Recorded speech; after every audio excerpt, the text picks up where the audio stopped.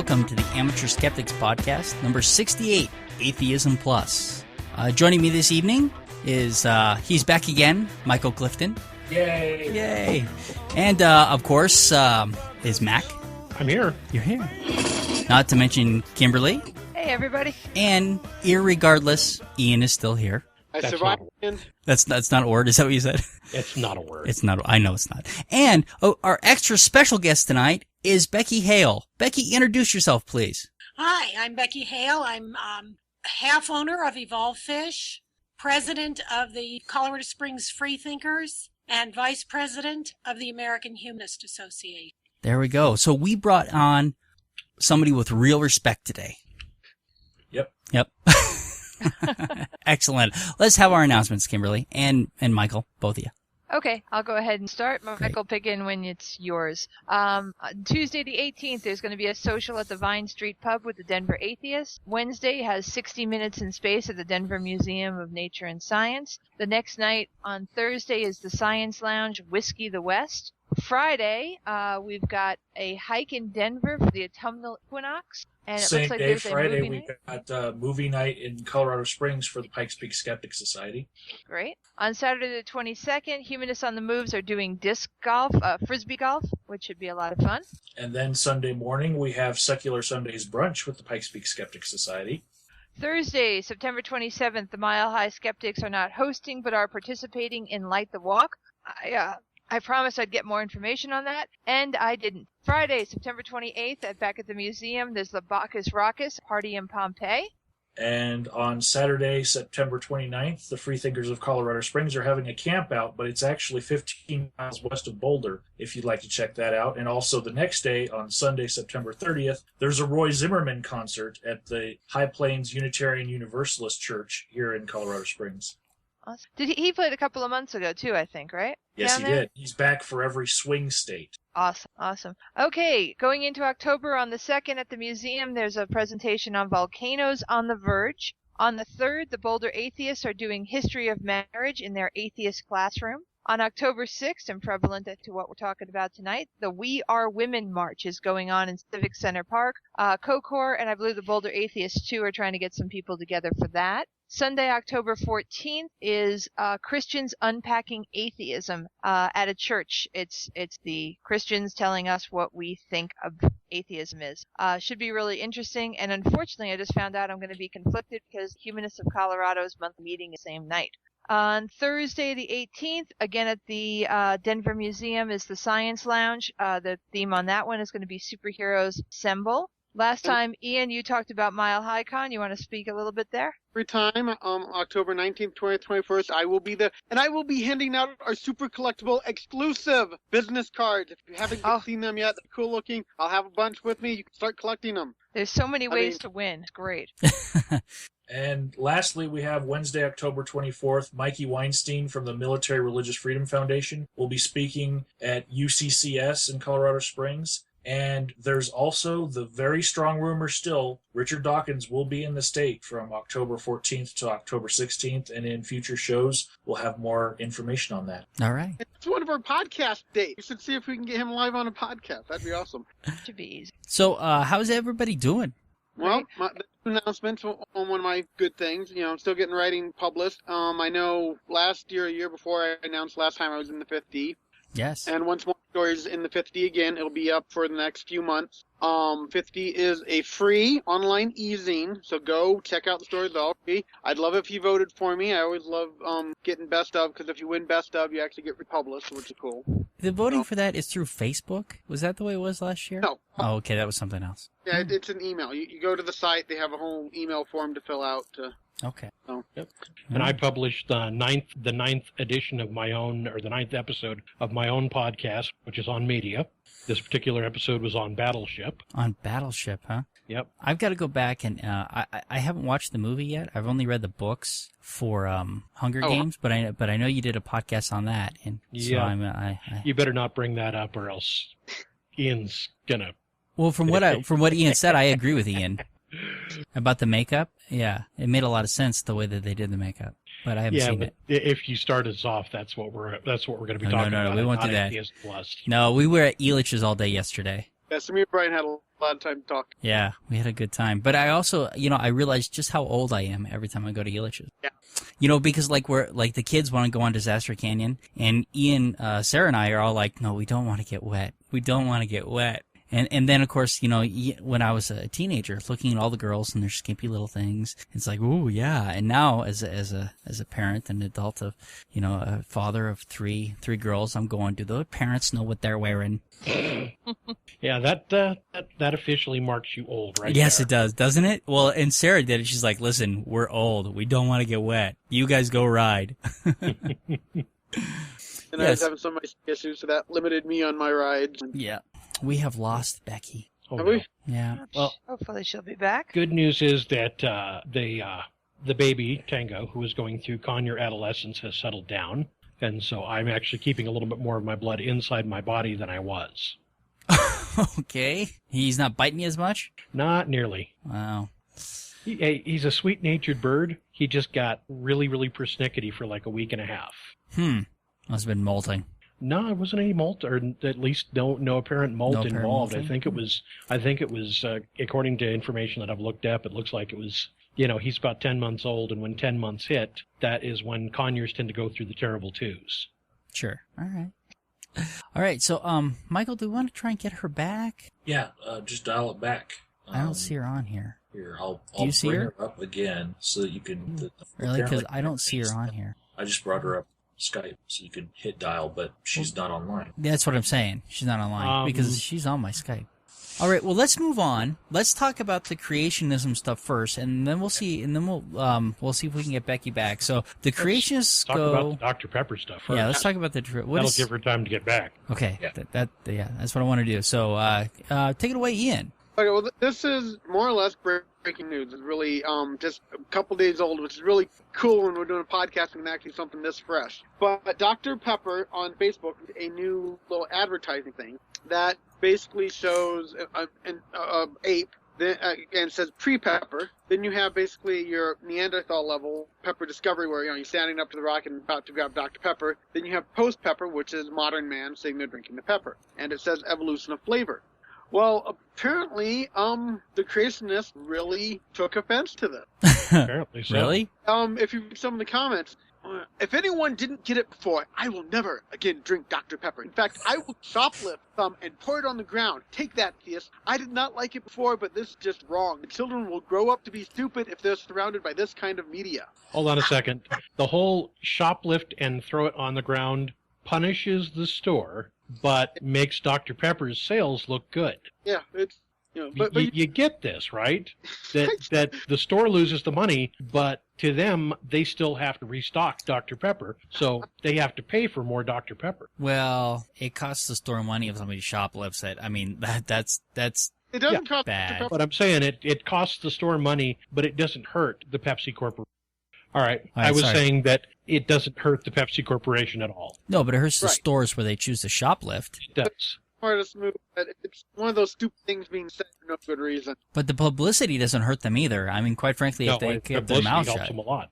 The next one, which is the one, just as silly. I agree with Joe that this is showing that theory of man evolving from apes, and I've lost all respect for Dr. Pepper. And if Dr. Pepper wants business to thousands of people, they will need to apologize. I have connection with colleges that they carry them, and they will quit selling Dr. Pepper at the college, apologizing for 24 hours, or you will have lost a lot of customers. Here's the thing that I don't get is that this is clearly not a promotion for evolution. No. It's using No. evolution, and it's using the evolution model to make a clever pun on the evolution of flavor. It really does not promote evolution in any way that I would like it to be promoted for. I mean, it's a cute little advertisement. Right. And It does kind of take evolution as an understood fact, I would It does. say. Because, Yeah. I mean, if you don't get what evolution, that classic image from evolution, then you wouldn't get what it's talking about. That's But, true. yeah, I just think it's hysterical that they have this much time on their hands. But don't you have to go out of your way to be offended by this? I haven't been able to read through all the 1,000 comments. Yeah. But, it's currently, I think it's like double that now. When this article came out, it said 3,500 comments. I think it's about double. Yeah. That's I nice. like the way that Kimberly described it as an understood fact, because it's not something that you believe or not. It's really something that you either understand it or you don't. True. Yeah, good point. It's just, I think it's really ironic, just in light of the other current events going on, where we have fundamentalist Muslims in this case reacting over another thing that they are apparently completely offended about, and people are dying.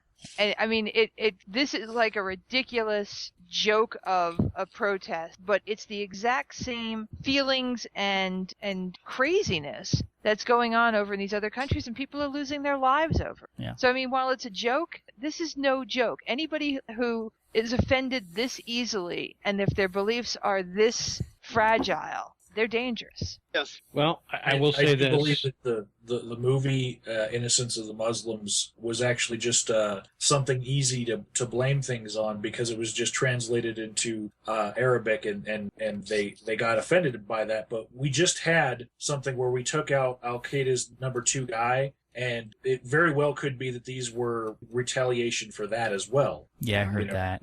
But the Danish cartoons incident actually is very much like this Dr. Pepper evolution thing, where like if they can have riots over there when they're that offended, we could have riots here. Yeah, but we also need to remember that it's a small minority of them. Yep. Right? It's not the majority that are doing this, and we're seeing all over these people holding up these signs saying this is this violence is not representative of my of my religion. Yeah, let me chime in with this. If we've got a large number of people boycotting Dr. Pepper, maybe they'll be boycotting other soft drinks, and maybe they'll put off having diabetes for a month. That's right. Just gotta stage it out a little ways. Lesser tax burden for the rest of us. All right. Becky, did you try to say something when we walked over you? About the Dr. Pepper issue, no. Okay. All right. I think you guys, you're covering it Okay. fine. And We have your I would approval. be more outrageous. Okay. All right. Anything more, or ready to move on? Are they implying that Dr. Pepper improves your posture? Maybe that's what it is. All right. All right. So, It could improve something. I heard it has prunes in it. Nah, that's a myth. It's interesting, though, that none of them have claimed about that financial services. I think it might be Fidelity, or one of them anyway, that has the people spinning out of control at the end of the world. And if the world doesn't end, you still need a retirement plan. I have not Seen that one? No. No. Oh, well. We'll have to Nobody's look that up. complaining about that. All right. Time. Well, okay. Well, let's go ahead and we've got humanism, we've got secular humanism, we got feminism, we've got what else we got? What other labels we have for people and their social issues? Antagonism. And thank you. That's what I represent. So now we have Atheism Plus, and this is a conversation that started about a month ago. A little more than a month ago. A little more, and it was a suggestion on somebody's blog that we what's their names? I want to get this. Jennifer McCrite suggested this name, and it has started a bit of a firestorm, I would say. Atheism Plus. Yes. And of course you have a completely different reason to not like the logo that we'll let you talk about. But what this is, from what I can see, it is atheism. The definitive definition is simply the rejection of a belief in God. And so they want to add this plus to it for social justice. Is one of the things that they put on there. So they want to take the tenets of humanism and feminism and a lot of other isms and add that to the conversation. I have another piece that I think has a little bit more. It's essentially atheism. Atheism plus social justice, atheism plus support for women's rights, atheism plus we protest racism, atheism plus we fight homophobia and transphobia. It's atheism plus we use critical thinking and skepticism. So skepticism is the other one that I didn't add in there. So they want to take all these other kind of little what they're calling kind of little pocket groups and take the tenets from them and then combine them into a place where it's to be a member of this, you have to be an atheist and then plus include all of these things. Does anybody understand it differently than I do? Sounds I about understand, like what I that's what understand. they're saying. Okay. Well, we can. The only thing I would say is I think they are trying to be a little bit more inclusive, so there's not this you must thing. It's the idea that they want to stand for. They feel a lot of atheists do stand for these other things, but they kind of agree that the dictionary definition of atheism is just simply a disbelief in God. There are no other connected values. Now, you've heard me argue on this podcast basically since I got here that I believe that once you kind of come to the conclusion of no God, that there are other things that follow, like equal rights, stuff like that. So I'm really on board with this. But I understand when other people say, no, that's not what atheism is about, because it is only about a disbelief in God. So they are trying to basically say, all right, that's fine. Dictionary is what the dictionary is, but we want to stand for more than that. Okay. And that is my understanding as well. And it isn't, and I don't mean to say that it's so rigid that you must include all of these things to be atheism plus. But I think that there is a certain amount of we wanted to include these types of things. And generally, I think that this is true. I mean, most atheists are very much in support of gay rights. They do seem to go hand in hand, do they not? But I don't think it's completely universal. It's not completely universal because there are atheists who still have issues with homosexuality. Right. There are atheists who have issues with reproductive choice.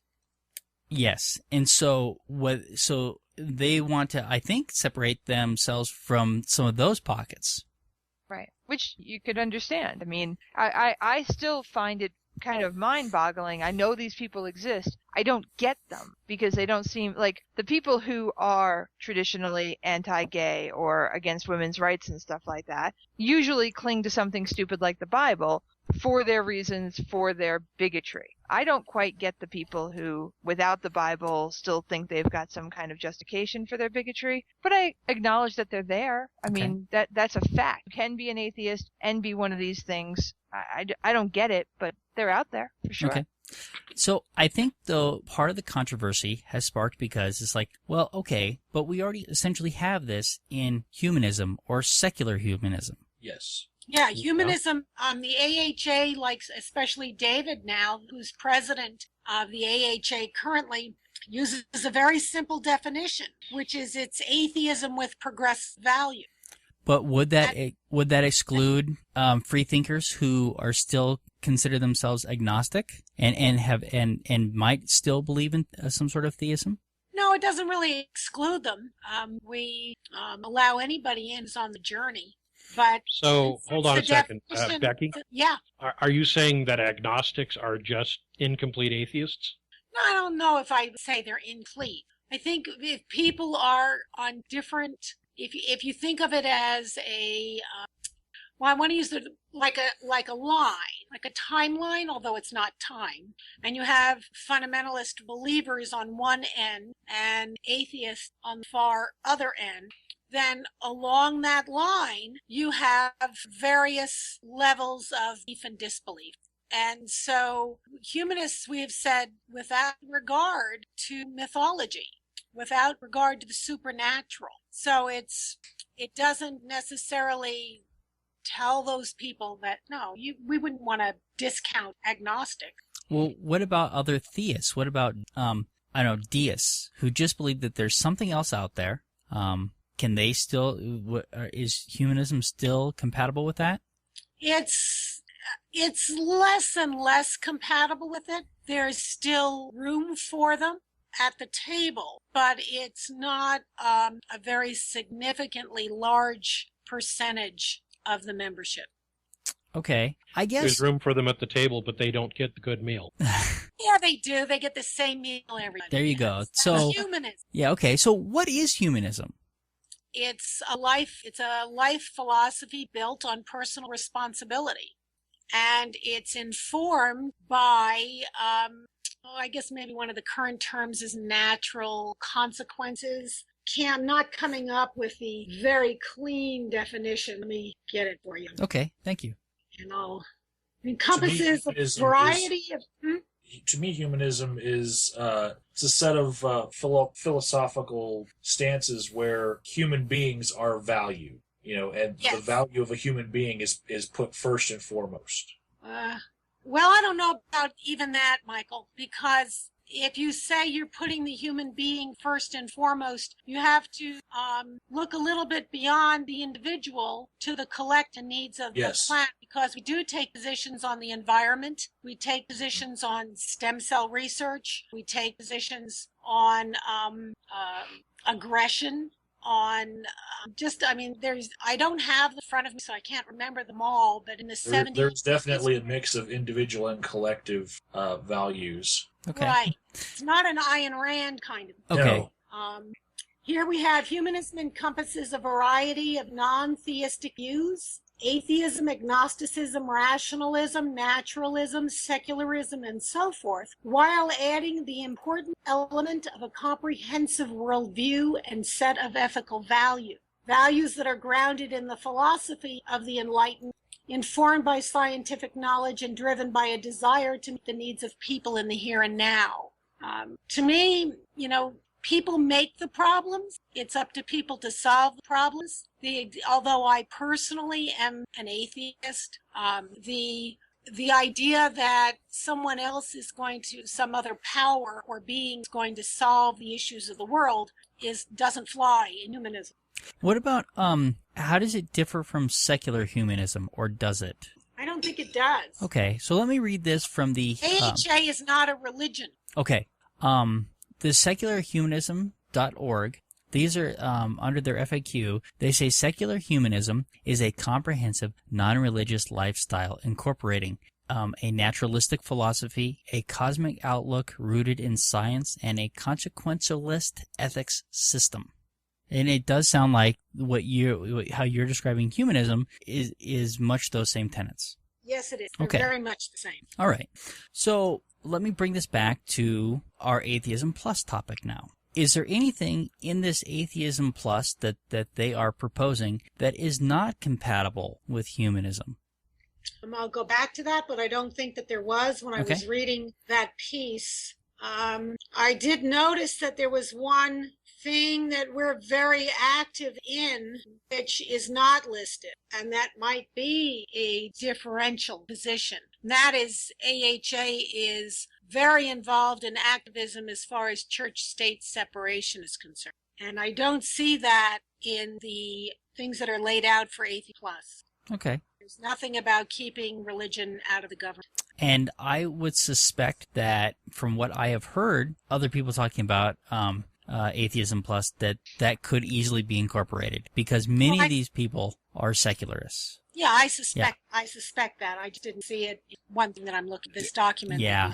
And another value that would naturally follow if you were an atheist is intactivism, the stance that no one should be circumcised, male or female. And male intactivism is something that's normally associated with male rights activists, which would normally be a polar opposite of the feminists who were really the core of this Atheism Plus movement. And we're having a conversation on the Atheism Plus forums right now to see if they will add intactivism to it, because it's one of the first things that I think of as far as activism that would stem from being an atheist, because there's no real reason to mutilate a baby other than religion or outdated modes of thought about cleanliness or wanting your child to look like its daddy. Those are all things that, atheists are more likely to discard as reasons. So we've started the discussion on their forum to see if they'll add that to their platform, which would really be different than the mindset that people have about Atheism Plus, that it's just a bunch of feminists who are trying to hijack the word. Mm-hmm. Because if they can take intactivism, then that shows that there's more to it. And I don't see anything incompatible with feminism and humanism. Oh, of course not. No. Okay. No, we have policy statements on feminism. We have policy statements on genital mutilation. Right there on the AHA website, you'll find the Feminist Caucus. It's one of the links right on the front page. Excellent. Okay. So then, And if I can, real quick, yeah, please. I certainly don't see Atheism Plus and humanism really having any kind of major disagreement. Like you said, they would be probably on the same page in most things. I haven't heard anything that one is like, oh no, that's the reason that we're not like you. I think the only thing it comes down to is where the emphasis is. It sounds to me that the people who are really pro-atheism plus feel that humanism, and part of it is just because it's not in the word, just doesn't acknowledge atheism as kind of a central tenet, and they want to centralize it. But I think, if we went down the list of values that are held in both camps, I think they'd be I can't imagine any one of them being like, oh no, that's completely opposite of what we. My feeling was, I'm sorry, go ahead, Becky. No, go ahead, Brian. I was going to say, my feeling was that Atheism Plus felt that humanism was not hard enough on religion, that it was too soft, and that it was, and that it didn't take a strong enough stance against it. Well, we do sometimes collaborate with some religious and semi-religious organizations. If they are on the same page as we are on a particular issue and are willing to have a collaborative effort, willing to collaborate. I don't see us doing it with, an evangelical group anytime soon. But it's a matter of cooperating with fellow travelers whenever you can. Yeah. So it's true. We're not as hard positioned as many atheists. If I can step out of my vice president of AHA position for a minute, sure, and speak as a co-owner of Evolve Fish. We have for years attended both atheist, skeptic, and humanist conventions. And for the most part, we have found the basic personalities of people involved in the groups to be different. So that's, I think it's just the people that are, as Kimberly said, the people that are more wedded to the shock value of atheism, as opposed to humanists who are probably more wedded to the progressive values, and along with being non-theistic. It's probably more of a tandem position in humanism than it is as a add-on position that I'm seeing with Atheism Plus. Mm-hmm. And that was kind of the main difference I was seeing as well, is that they kind of wanted to go down a road that was less friendly to somebody who would be more on the deism perspective, where to me humanism was compatible with that because at least they didn't believe that there was a supernatural entity that was going to take care of them and that was controlling everything. Right. And so that was the main. That's one of the main things that I saw was the difference. But I really couldn't identify anything else. Yeah, well, we've talked about it before and that's one reason why I want to do the Dr. Pepper article first. The one thing I don't want to see happen within the atheist and humanist communities is to get to certain extreme levels. We see that with, like the Dr. Pepper thing, where the creationists get to these extreme levels. And sometimes when you see something like Atheist Plus starting up, you can't help but wonder, are they trying to head that and go to a more extreme level than what we should be trying for? Well, when you say extreme, what do you mean? What's too extreme? Well, when they start, you're talking about how they want to start not being as nice. To me, one of the things about atheism is we don't have to agree, but we can work together. And Atheist Plus seems to be trying to say, let's try not to work together as much as we, and starting to get more and more from trying to come to compromise and say we agree to disagree kind of thing. Well, that seems to be more the position of the article about Richard Carrier, where he wants to get rid of the dead weight. I don't think that's the position of the person that originally came up with the Atheism Plus, but yeah, we need to remember, that was my interpretation. Yeah, we got to remember too that it's a young movement, and so the ultimate structure of it is still to be determined. Yeah, but that would be one of the concerns. Wherever it goes, I hope whoever tries to head it up understands there are certain levels you shouldn't pass. Don't become the enemy. Don't just become a mirror of the diehard extremist Christian. Well, but I mean, not going to cause. I mean, where's that line? Is that line at violence? Because nobody's suggesting violence. Yeah, the violence is crossed. But no, okay. They haven't. Yeah, I don't see. It's well before that. It's part of an attitude. I mean, I don't agree with religion, but I'm not going out there in their faces telling them, "Hey, you're idiots." Well, but what about when somebody puts a cross up on public land? Is that a problem for you? Yeah, but that's a problem for a whole different thing. That's unconstitutional. Yeah. Oh, okay. Agreed. Okay. I'm not going up there trying to tell them that they're wrong because it's their religious beliefs. I'm up there telling them they're wrong because it doesn't belong on government land. Take it and put it on your own private land. I have no problem with it. Okay. And so I can also speak to the different views that different groups seem to have towards theists being a part of their membership. Kimberly and I went down to the Grand Junction where they had the Colorado Secular Conference, and it was Secular Coalition for America that was running it. They made their first chapter here in Colorado, and there was a guy in the crowd that kept on asking questions after each speaker. He had a very heavy Jamaican accent, and he was a Christian. And when he saw secular humanist, he thought that that's something that he could be a part of. He's always felt that way, that there should be a place where people of all faiths can come together and sit down at a table. The word secular, for a lot of atheists, seems to be conflated with atheism. And so they use secular as if it's an easier way of saying it. Right. This Atheism Plus group is trying to use the A word more because it's the more shocking word. And even here in Colorado Springs, we have the Freethinkers of Colorado Springs, which will host an event maybe at a Unitarian Universalist church, where Unitarian Universalists are very much all about people of all faiths can come, even non-faiths can come to their building. But I'll just quote Nick Johansson from the Pikes Peak Skeptic Society. He said, it's possible for a Christian to be a skeptic, but they're not very good at one of those. And that's Right. the kind of attitude you get from that group. So there's a wide range of groups between humanists and secularists and atheists and freethinkers that they all seem to get conflated by a certain group of people where they think that it's just different ways to say the same thing, but there really is a difference in the definitions of the words. Right. And I would say I was listening to the Godless Bitches podcast, the one prior to the conference. That they put out, and I listened to that show, and one of the things that they were saying was that when they would go to humanist groups and stuff like that nobody wanted to talk about religion. They didn't, they weren't, there wasn't that in, or if they would go to skeptics groups, like, well, we have some, theists here, so we try and keep religion out of it, and so they kind of talked about wanting a place where they could include all of those things freely.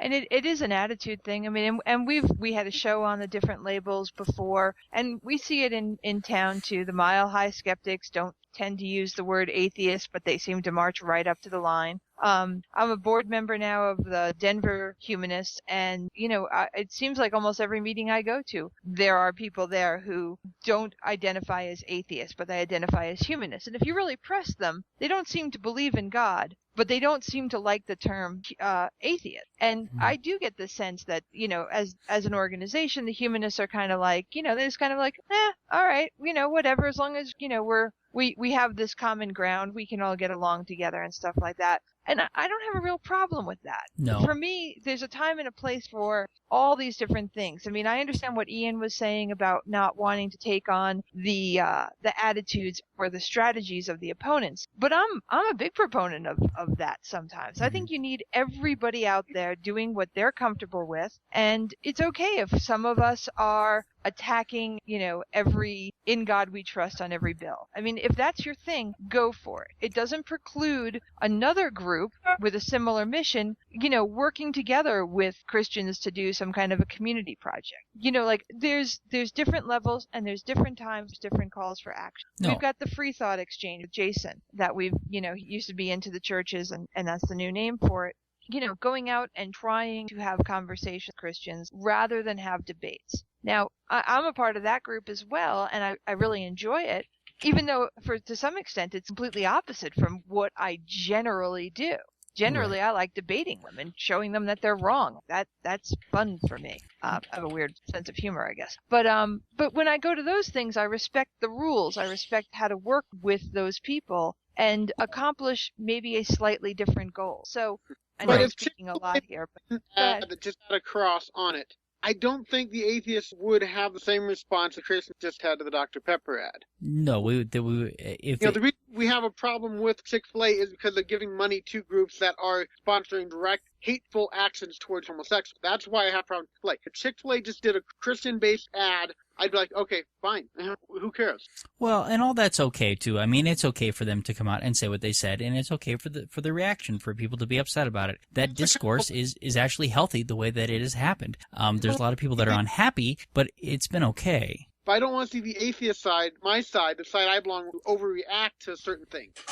How many companies put out Christian-based advertising during Christmas? Yeah. It doesn't affect me. I've never once protested and say, oh my God, that is so offensive. It's their right. And I don't want to see atheist groups, humanist groups, any groups like that go to that extreme. Now, that's kind of, it's fine to debate Christians. It's fine to talk to them about it. It's fine to, get it out there and disagree. But when you start showing that you're not being rational anymore, it kills your side. And that's one thing I'm always afraid of when I see movements like us. Well, but I was going to say, going back to, the different groups, the skeptics group, and Kimberly, you're right, most of them probably are atheists. But on the other hand, they just had a different agenda. Religion wasn't necessarily their agenda.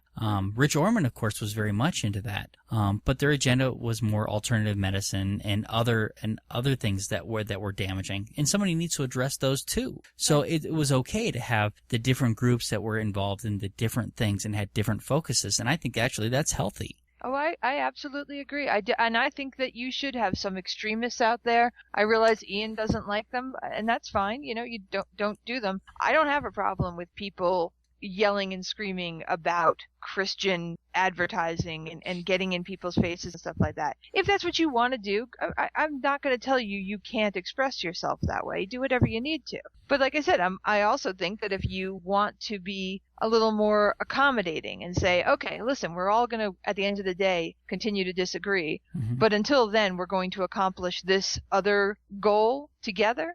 I'm totally good with that too. I mean, I think these kind of movements always do very, very well with having some people being extremists and some people being a little bit lighter. Greta Christina talked about this in her speech about how that even kind of moves the middle, which can be really important in getting progress in these kind of things. Mm-hmm. So I guess I just want to make sure I'm clear. I don't have a problem with the way anyone's doing things. I do get that Atheism Plus, the people there, have looked at humanism and said they're a little bit too light a touch for my personality. Right. And I sympathize. I think that may be a piece of it, but I was watching, in preparing for this, I watched several YouTube pieces and listened to some podcasts, and then a couple of other things came up, which I think are just putting back on my AHA hat, I would like to clarify. And that was that humanism is just for old people, and that we're not welcoming of younger people. That's totally a misunderstanding, because we do whatever we can imagine to do to bring our demographic a little bit in line with younger people. And we're getting there. Of course, we started off with most people being over 70. So it's a journey. The other thing is, I think people who have already identified as atheist and hold an atheist identity really strongly may not want to abandon that in order to use the term humanist. In the discussions on the AHA board, frequently have people saying, I use this term or I use that term, or more often, depending on the conversation I'm in. Like Kimberly was saying, what you get a sense of what's appropriate, where you will get the most bang for your buck, use the terms almost interchangeably. So I think none of us have a huge issue with a group. Some people are like, well, you're going to splinter the atheists and this kind of stuff. And I really didn't feel that way. Well, the groups are going to splinter anyway. I'm not too worried about that. Atheists are already somewhat splintered, and it's splintering's a natural thing. That's not bothering me. I'm almost happy. I think it's even positive. I'm sorry, one of you at a time. Michael first, and then Kimberly. I'm almost happy we're large enough to splinter. Yeah. Yeah, I would agree with that. And like you say, I don't think the splintering that's happening here is necessarily like an exclusionary one. Again, somebody who's interested in a particular thing can go ahead and focus on that. And that's great. Focus, if you want to focus on, being again, more of a hardcore person, like really going up against it, I think that's terrific. And if, somebody else feels really strongly about going with and I don't mean softer as in passive or bad or anything like that, but a softer touch that kind of brings people to those same realizations and the same things in a different way, that's great too. And again, I've really been enjoying myself this past year playing this game of having all these different hats and stuff. You know, when I'm on here on the Amateur Skeptics, I'm pretty hardcore atheist. When I go to my Humanist Colorado meeting, I'm a lot more talking about, well, what are we doing with this? How are we serving the community? How are we, you know, doing those kind of things? And then when I go to Free Thought Exchange, I mean, I'm almost a completely different person again. I'm there to have a conversation and to let people know and find our commonalities and stuff like that. It's been terrific for me. It's a little schizophrenic, I admit, but it's been really terrific just learning all these different ways of approaching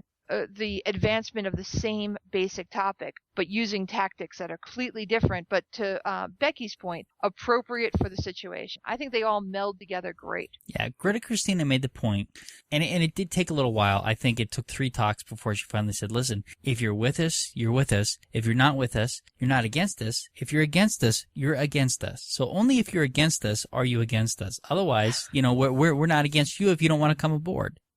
So... Yeah. So I guess for me, they're the talking Atheism about Plus thing is really interesting because Sorry, Becky. Oh, go ahead, Becky. Go ahead, Becky. You got so far. I wanted to hear what you were going to say.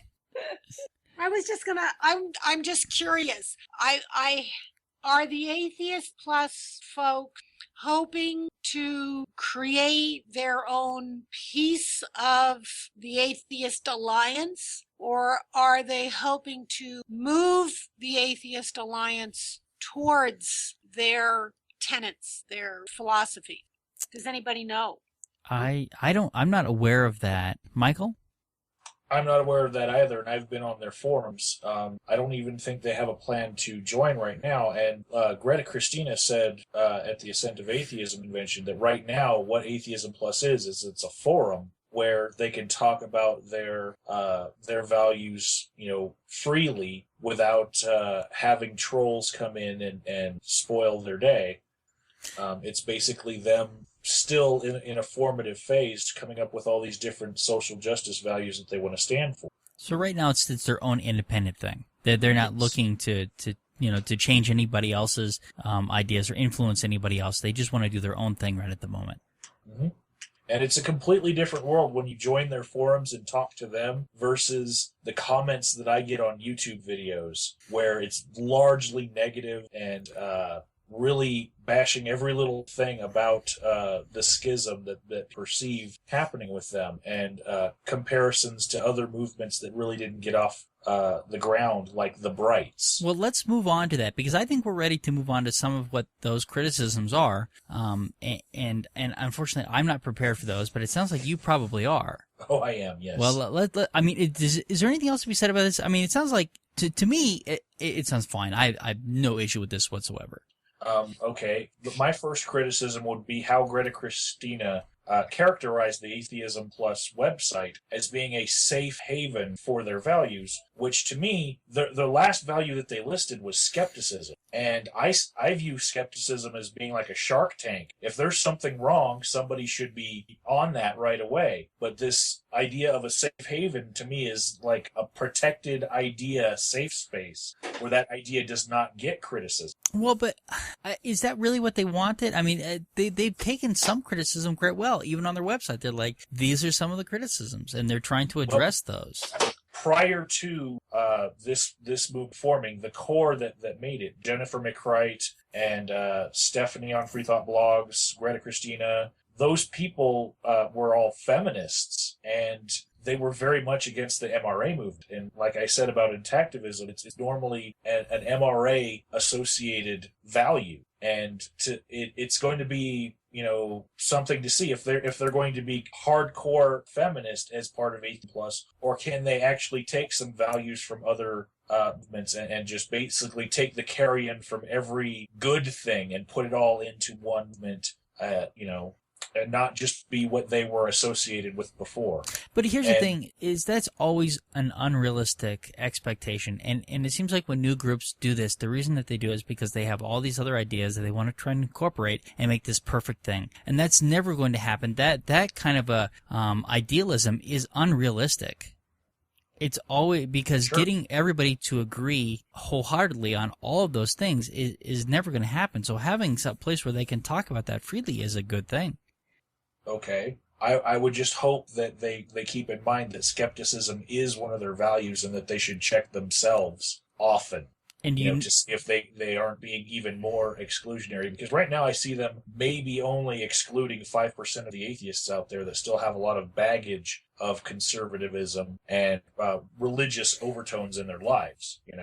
Their movement really does seem very inclusive to me. But I've seen both my comments on YouTube and what's on their forum, which are two completely different worlds. If you go to Free Thought blogs or Black Hag or the Atheism Plus forums, there's a lot of positive vibes there. But outside of that, there's a lot of negative. So are they different people, Michael? I mean, is it a different segment that is being negative and confrontational as opposed to the good feelings you get when you go on their page? Yes, and I think there's a difference between YouTube viewers and Redditors versus blog readers. It's just a completely different personality that would join those things, just like it's a different personality that joins a skeptics group versus an atheist group or a freethinker group or a secular humanist group. Right.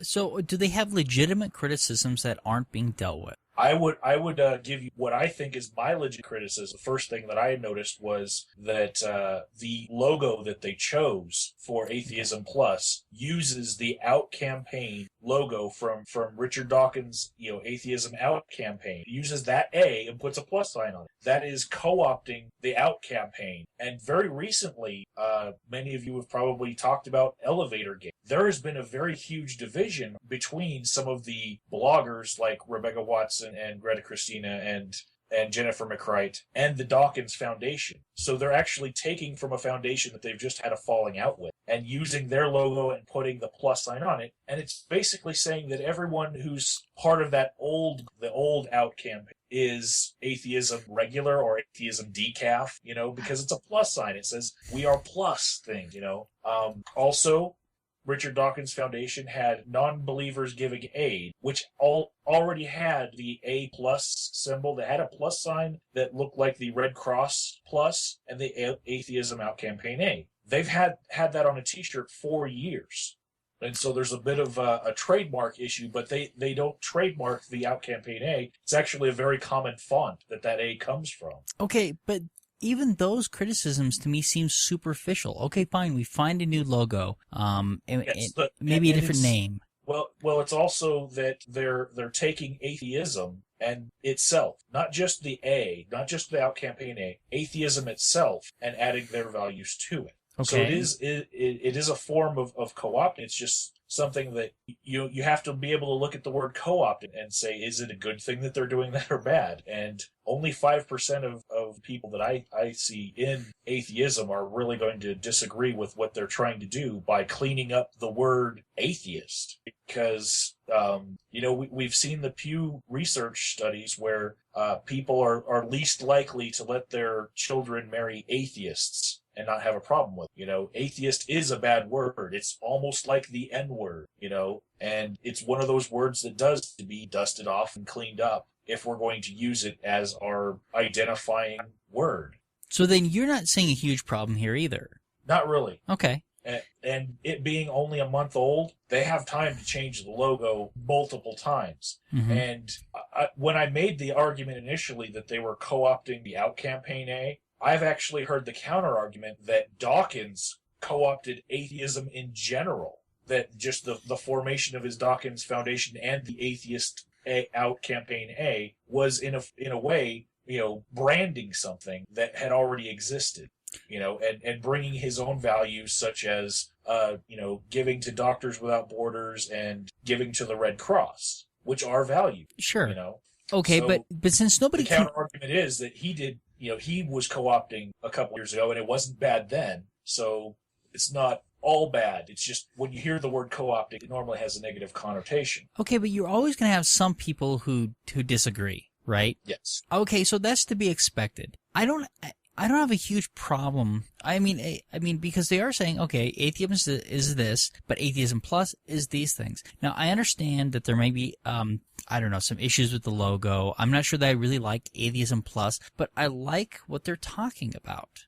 I've seen what I consider facepalm moments, like when Greta Christina answered my question directly. She said they're not trying to change the definition of atheism. They're just trying to add things to it. And if you say that 10 times very quickly, you'll realize how facepalm worthy a statement like that is. But it's not all bad. It's an idea that's just very poorly worded. Okay. You know?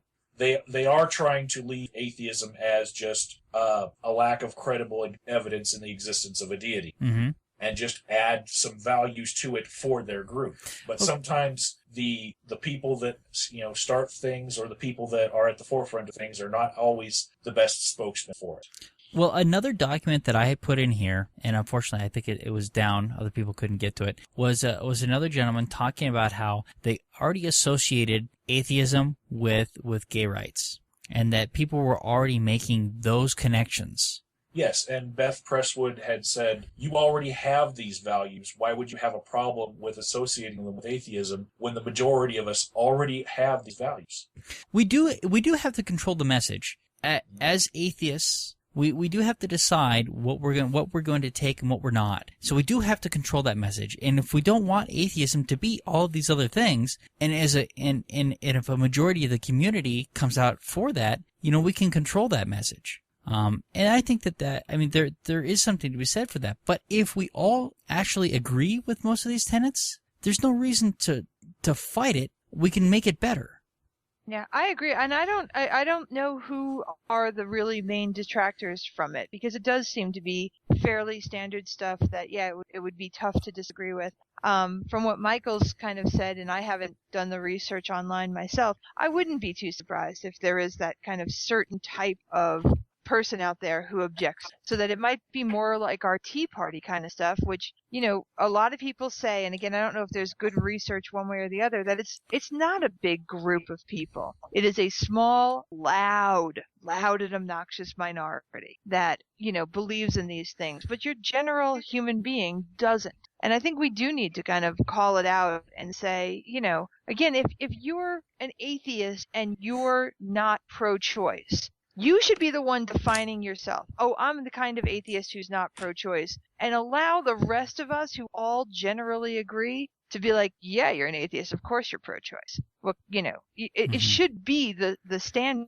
And I think that sometimes we really kowtow to these minority groups because they're loud and obnoxious and just not worth fighting sometimes. I really do think they're the minority. Yeah, I would point it back to another place where we have to control the message, and that's with gay marriage. People are saying gay marriage, but yet we've really tried to shift the focus towards marriage equality. And there's a reason that we've done that. And even though ultimately they mean the same thing, and some people might argue that it's a semantic difference, by making it marriage equality and saying it's because we're trying to equalize it for everybody, we are saying, listen, this is our message, and this is how we want to present our message. And so those kinds of things do matter. Okay. I'm going to slip a word in edgewise here. Okay. Just one. You guys have kind of been talking and talking. I'm kind of thinking that the problem with the Atheism Plus movement is the same problem with the atheism movement, is the same problem with any movement, any ism, Christianity, Protestantism, Catholicism, anything. And that's that you involve people in it. I think that the main method of secular humanism, which is that we need to be the best people we can be without dogma, without big eye in the sky telling us how to be. I think that's the most important thing. And I wish that people would just be better people. I wish people would just be the best people that they could possibly be. And I think that if they would be the best people they could possibly be, then we'd get some better ones along the way.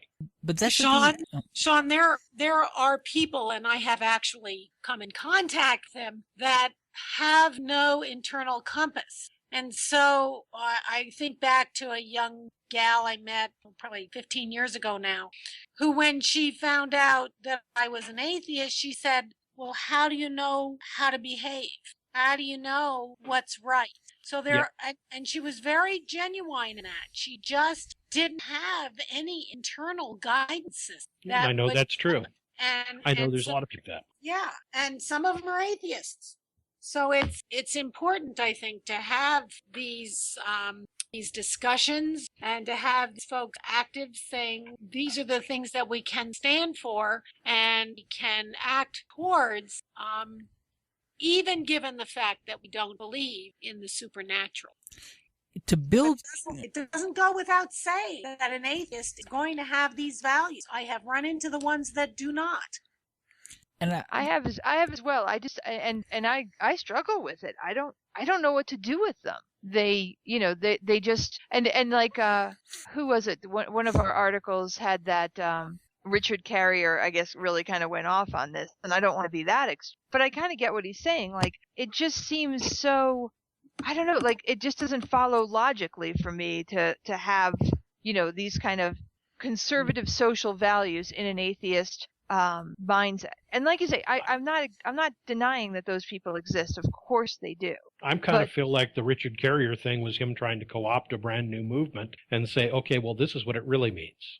I'm not sure. That's I my followed thought. you. Sorry. I'm saying that he's basically trying to co-opt something that somebody else came up with and say, okay, well, this is what I want it to mean, and this is where we're going with it. well, but I that's I didn't read all of his stuff. I just in the summary, it sounded more like he was just really kind of extreme on who should get out, kind of thing. Yeah. And I don't know if I want to go that extreme, but I certainly understand the sentiment. I mean, and I've said it before here. No one's gonna be too surprised if you've heard these podcasts before. I don't get the Ayn Randian people, the objectivists. Like, I realize that they're atheists and we have that in common, but it seems to end there because they seem to be, from the people I've talked to, very compassionate. And that's not the way I choose to live my life. And again, for me, it comes to a real natural kind of thing. Now, again, I'm not saying that they cannot believe what they believe. They absolutely are entitled to believe whatever they want to believe. right. But I just think that they don't represent the majority of atheists out there. And I don't think that I should have to caveat so much I'm one of those atheists, but I'm one of the compassionate ones. My argument is that the compassionate ones are the majority. The compassionless ones are a vocal minority. One of the things is, and even talking about the Ayn Randian people, that they're building a community around that, and that is the importance of these movements, the humanist movement, Atheism Plus, and that is that people can build community around these movements, and churches are extremely good at this. They've been doing it for a very long time. And so having something, and just saying that, well, I just wish people would be better humans, well, that sounds great on paper, but having something that people can look at and is tangible, that they can actually say, okay, these are what we believe, it is easier to build community around that than it is a nebulous, let's just be better people. I've been getting by okay on the nebulous, let's just be better people.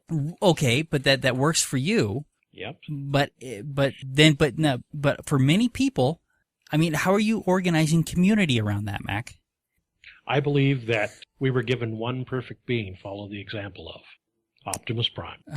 So, but the problem is, we want to build community because we know, looking at social studies, that community is good and it's good for all of us to some level, in some form. And I hope that these things help do that.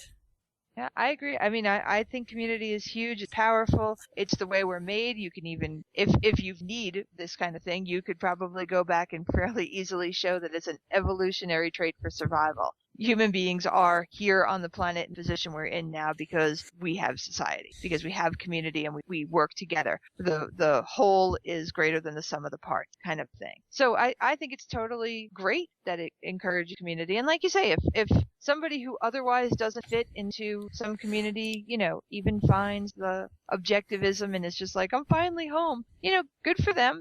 That's great. Right. But we see this all the time. Atheism Plus and humanism, albeit very similar, might have slightly different tenets, and one might work better for another person that works for another. I mean, if for the Protestant church doesn't work for me, I can go to a Catholic church. And if that doesn't work for me, I can find some other derivative of Christian that works for me. So they're already doing exactly what we're doing here, is that they've already taken their basic tenets, but yet everybody has something that they want to add or change to it, and they created a new church out of it. So we have the same thing happening now in the atheism community. And I know that not everybody likes it, but in a lot of ways, I see this as healthy. Well, the more organizations you have out there, the potential greater reach you have. We have so many people out there who are not aware. And to have Atheism Plus, and Atheist Alliance, American Humanist, to count secular humanism, and American Atheist, and whoever I've forgotten, forgive me. But they all have a reach. And they are able to touch more people because there are more of them. Mm-hmm. Does that make any sense? Was I coherent? Yeah. And I think that wraps up the point that I was making very well, in fact. Yeah, like I said, and to just kind of maybe bring the whole thing together, at least from my point of view, is I think Atheism Plus sounds fine. I certainly don't think they should be dogged for what they're doing at all. I think it's an interesting twist on things. At the same time, I am going to continue to identify more as a humanist and put my personal efforts into promoting that, because that's what I like. Mm-hmm. So I'm certainly not going to do anything to put Atheism Plus down. If it had found me at a different point in my life, I could definitely see myself really kind of getting on board with it. But for me, it's not, I don't want to split myself in too many different directions. I already do a lot of that. So for me, I just have yet to hear the whole, and this is why I'm going to give up my connection to humanism for Atheism Plus. I'm not hearing it, but anybody else who wants to pursue it, I absolutely wish them the best. I think it's a great thing. And, to the points we talked about with splintering, I don't think that's a huge problem. I think that's natural evolution of groups. Yeah. I don't see humanists, like you said, Kimberly, I don't see them leaving humanism to become Atheist Plus. Mm-hmm. But I do see atheists who hold these compassionate values finding this maybe as a comfortable home, which offers more solace to them than just the term atheist. Mm-hmm. And I would hope that down the road, they'll find even more solace in humanism. Yeah. But wherever they find the thing that works for them. That's... Right. Yeah, I think to all of our points, to where you feel comfortable, where you feel connected to your community, where you can, I think we kind of brought up a little bit of the point of you, again, as human beings, we work better in groups. We're more powerful in groups. We get things done in groups. And, so I'm totally with you on that. I think there's nothing to be feared here. I think it's an interesting new idea. So. All right. So does anybody have a reason that they don't think that they should do this? Is there an objection anywhere here? I don't have any objections that can't be easily remedied by them, and probably will be over the next few months. Yeah. All right. I wanted to ask another question about humanism, and that's the Humanist Manifesto. Can you tell me more about the evolution of that, Becky? Well, there have been so many of them, each one trying to come closer to current, if that makes any sense to you. I think the first one was, 1943 or 33 or something like that? Actually, you had a great link, and First one was 1933. Yeah, 1933 was... Is that on the Rationally Speaking link? Is that where you... Yes, and the second one was 1973, so it was 40 years before they made any revisions to it. Yeah, well, humanism came somewhat out of the Unitarian movement. It was a bunch of Unitarian ministers who were non-believers and wanted to create... Actually, I think they tried to create it within the Unitarian movement, and it held there for a while. And then they were kind of forced to step outside Unitarian churches. And so the manifestos were what they believed. We've come now to the time where we just use aspirations, values, I think. I feel very negligent that I can't put my finger on this. Just give me a second to find them. It was on one of your really wonderful links that you just sent me. I think it came. No, it's not there. Anyway, we keep trying to make it shorter and more concise so that it isn't overwhelming people who are become so used to the sound bites. Sure. And it's that's why we've had, modernization. I think the first Humanist Manifesto was many pages long, and we're down to a business card. Wow. But the background is all there. So it takes a little bit more looking to get into the depth of it. But it was, we wanted to get to the elevator speech. We could explain it to someone quickly so that they would understand that we were pretty much without God and compassionate, ethical beings. and there's a lot of thought process that goes behind the positions, a lot of arguing and discussion. Darn, I'm distracted. I'm trying to find this. Anyway, there is a lot of real hard research that goes into coming up with our positions, say the Middle East and things like that. And those are all in background material, not so much in the manifesto. And the original manifesto pretty much laid everything out there. So it was a starting document. Yeah, well, it was a starting document, but it was, and I guess maybe because of that, it had to deeper. But, you know, you come to things that are more current. Stem cell research was not an issue. Global warming, global climate change, whatever you refer to it as, was not an issue. Those were things that are more current, and we came close to saying that feminism was no longer a necessary issue, because by definition, if we're a humanist, we're a feminist. However, politics of late have shown that we can't make that assumption. The world has not moved as far as we had thought it had. So, and that's fine. I appreciate that. So, but now, when we were talking, you told me that some of this was difficult because you just live it. So what does that mean? What does it mean just to live it? Oh, it's not anything that I do well, sometimes I do it consciously. When I'm driving, that is my best example. I once in a presentation at a conference that when I'm driving and I have my little happy humanist on the back of my car, I have my other progressive bumper stickers on the back of my car, I tend to be a far more courteous driver. I don't do nasty gestures at people. I am a gentler driver because I want that experience for the people who are driving next to them to look over, and if they notice what I represent, I want those things to be reflected in my actions. Earlier in this call, Rebecca was saying, let me take this hat off for a while. And then she said, let me put my AHA hat back on. That's another reflection of that. When she is representing humanists, she is that model person, you know. Well, as model as I can be, Michael. I still scream at the radio sometimes when there's crazy people on it. Well, but I guess that isn't really necessarily against humanism, right? I mean, that's a very human thing. I mean, to get upset about something, and I mean, that's. But there's always there's very much the desire to get the message through that.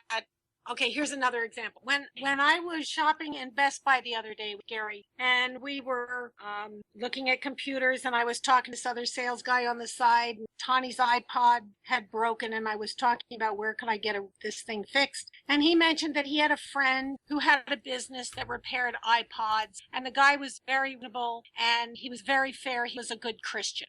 My experience with Christians in Colorado is that when someone says they're a good Christian, I run as fast as I can in the other direction. That is not the experience that I want people to have when they say they've been dealing with Becky Hale, she's a humanist. I want them to say, oh, I know I can trust her. I know what she tells me is valid. She might disagree with me, but she's going to be ethical in the way that she disagrees. So kind of in the same way that that Christians want to be able to say, well, of course I'm all these things. I'm a Christian. Humanism is kind of adopting that same thing. Is that, well, of course I'm ethical. I'm a humanist. Is that fair? Yeah, that's fair. All right. Well, thank you very much. I'll tell you another thing from my Evolve Fish experience is that if we go back to my little continuum of religion, when you're on the far extreme with the atheist, with the humanist, and I would presume with the atheist plus folks, we can leave our tables up, we can leave jewelry out, we can walk away from the table. And we really don't have an issue with theft, with picking things up and walking away. When on the occasion where we have gone to a community event, or we even went to a couple of semi-religious events, we have to watch very careful because merchandise walks away. It doesn't walk away. Well, there's a reason for that, Becky. What is that? There's a reason for that. What, Sean? When you're dealing with Christians, they've got somebody to forgive them. Exactly. Yeah. And nobody to give us. We have to live with ourselves, with our actions. You know, as much as I actually really like Mac's point, It's a sad point. Yeah, and it's not the way I feel things should be. But right. But does this? It seems very ideal. Does some of it have to do with the small community, and that if it was the majority community, that maybe it might not be the same? I think so. Yeah, it might. Yeah, I don't know. It's nice that we have that right now. Yeah. I think also might be why we're starting to have these other issues in all of the organization. That everybody's coming up with a policy on how to deal with members of the opposite gender. Yeah. And what's acceptable and what's not acceptable. Those are things when we were much smaller, we never had to worry about. If somebody was a jerk, it got out real quick and was dealt with. So it's growing pains. Yeah, I guess. Yeah. Well, you know, there's always a big difference between what we like and what we want and what reality dictates. Absolutely. All right. Well, now is there anything else? Because I think we're at an hour. Oh, we're over an We're hour. over an hour. Way over now. Oh, yeah. Way over an hour. Well, we did a lot of talking first. Is there anything else that you would like to say before we end the show? I'd like to say that if you like what you see in Atheism Plus, check out AHA. Check out some of the other existing places that don't have the controversy of whether or not they're going to be divisive, because they have a track record of not being divisive. Okay. And You might like what you see. you can get a free online membership at the AHA. Okay. And come to the meetings.